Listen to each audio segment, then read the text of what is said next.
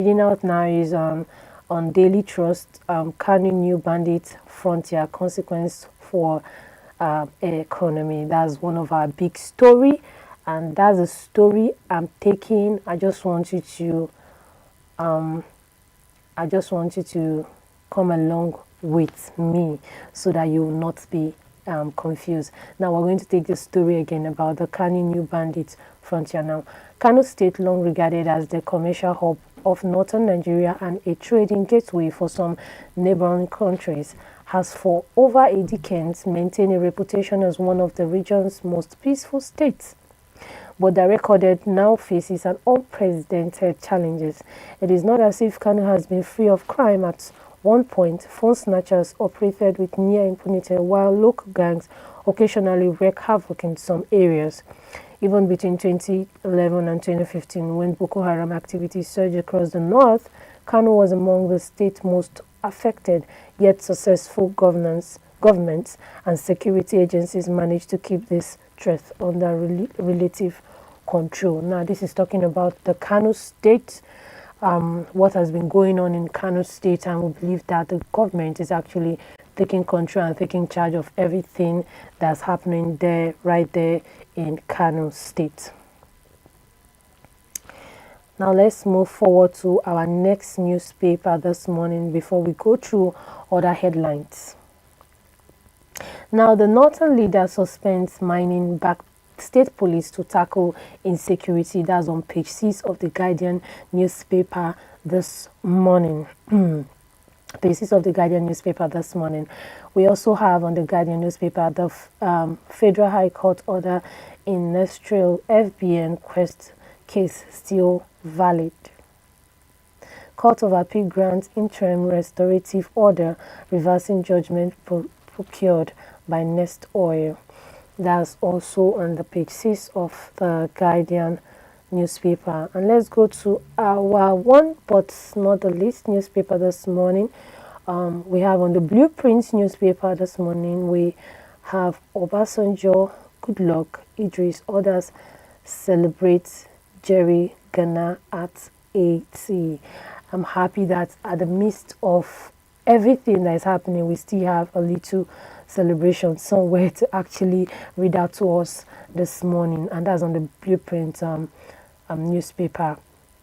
We also have on our big story, NSCD's 63,000 workforce can't meet VIP's need investigation. That's on the big story of the Blueprint newspaper this morning. And we have FG proposes 40% salary increase for ASU lecturers. FG is proposing 40% salary increase for ASU lecturer. That's actually a good one. On that, let's have our story on that. The federal government has reportedly offered a 40% salary increase to lecturers under the Academic Staff Union of University ASU, according to reliable source in Abuja.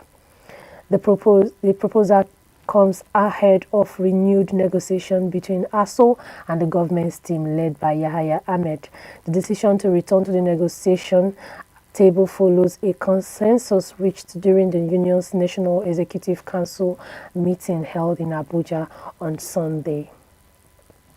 Bench chairperson who attended the INEC meeting are expected to brief their members on the latest development. A union member who spoke on condition of anonymity due to restrictions on media engagement during negotiation confirmed the government's offer. They proposed a 40% salary increment. Bench leaders will update members on the situation for now. Negotiation will continue next week, the source revealed. Now, it's an exciting story that ASU government is actually proposing 40% increment on their salary. With this, I know that schools are going to be stable, universities are going to be stable. We're not going to be having cut in and cut out always. And with this, I believe that they're going to come to a very stable conclusion that would help our students return to schools and help our lecturers to be stable with their duties. It's actually an exciting story. We'd love to hear your comments. We'd love to hear your opinions on what you actually think about this. Is actually a nice development. We're reading out the stories because we want to hear from you, we want to hear your own contribution, your own side of the story. What do you think? Do you think the government actually did right by increasing the salaries of the lecturers by 40%, or do you think that it's actually very low and they should do better? We want to hear from you, because when we hear your opinion, when we hear what you have to say, then it's from your mouth to the ears of the government actually. So let's take you to the next newspaper we have this morning. That's still on our Blueprint newspaper for this morning. We also have Northern governors, traditional rulers, back state police, suspends mining for 6 months. This is actually an interesting one, suspending mining for 6 months because of what is actually happening right now and the security challenges we are currently facing. And this suspending of mining is actually a huge one, and we also want to hear from you. What do you think? Do you think that the government actually made the right decision, or do you think that they should have looked other way around for resolving this? Now let's take a little story on that. The governor's resolution underscore a growing consensus that Nigerian centralized policing model is inadequate for the country's diverse and complex security landscape.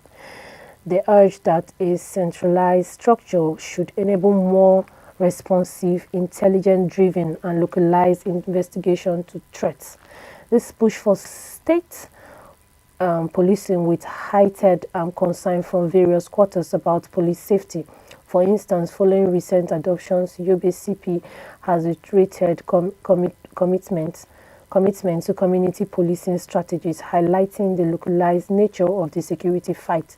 The call also resonates beyond the north, as security concerns are national, with figures and other things to add to it. Now, what do you think actually? Like we always say on this newspaper review, you send us your comment, you send us your opinion at Idea TV. Make sure we see your comment. We want to know what you think about the suspension that the government is actually taking over from. So on still the same blueprint, we have Nigeria grants asylum to Guinea-Bissau opposition candidates, coastal. That's on page 6 of the Blueprint newspaper. And we also have the 40, we have still on the Blueprint newspaper, we have 40 suspected illegal Malian immigration nabbed in Nasarawa. That's on page 15 of the Blueprint newspaper. And other related story too. Now let's see some comments here. It says states LGs agreed to 1 billion monthly deduction from Security Trust Fund. And we also have adopted Niger girls children will soon return. Tinubu assures this on page 6 of the Blueprint newspaper. What do you think about the adoption that is actually ongoing right now? We are faced with insecurity daily. We are faced with many numerous stories of adoptions here and there. What is actually the possible solution to put this to a stop? This is why you need to send your comment to us at Idea Television. You need to send all your thoughts to us. You need to tell us how you see it, how it looks to you, how it appears to you, and what is the possible solution we can actually take to resolve all this as a people.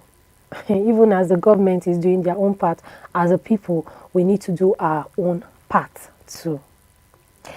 Thank you for watching today's newspaper.